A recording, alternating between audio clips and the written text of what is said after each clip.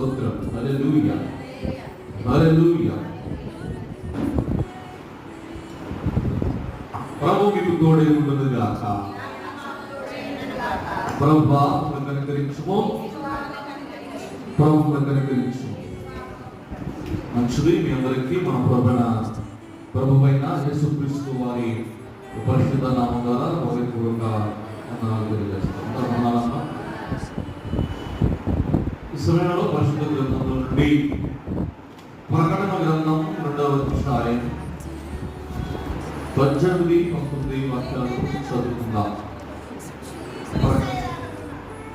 ప్రకటన గ్రంథం 2వ అధ్యాయం 18-19 వాక్యాలు. తుయతరలో ఉన్న సంఘపు దూతకు ఇలాగూ రాయండి, అగ్ని జ్వాల వంటి కలులను